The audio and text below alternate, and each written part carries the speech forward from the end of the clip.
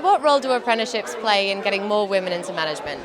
Well, they're absolutely crucial. Many organisations like BT have very little intake year on year, other than through their apprentice or graduate scheme. So for a lot of employers, it's their only chance to address the gender balance. Employers need talent. We know across the board there's a skill shortage. We know through the CMI campaign there's a missing middle, and we know that women are an untapped resource. How can we better get the message out there to women to take up STEM and management apprenticeships?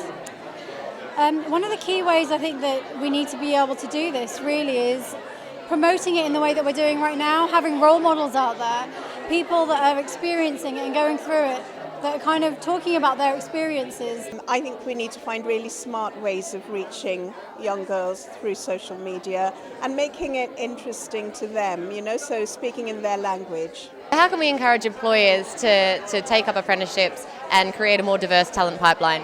I think with employers, it's encouraging them to see the value of apprenticeships and actually saying, you know what, if you hire an apprentice, they can be of value to your business. They're not just going to be making the tea for the first 2 years until you can get them to a stage where they can actually work and do a real role. Most employers now are waking up to the fact that their diversity is going to be heavily under scrutiny, and they're all having to, those who are already on the case are already doing things to try and maximise the pipeline of women into their workforce. Why is it so important that they get on board?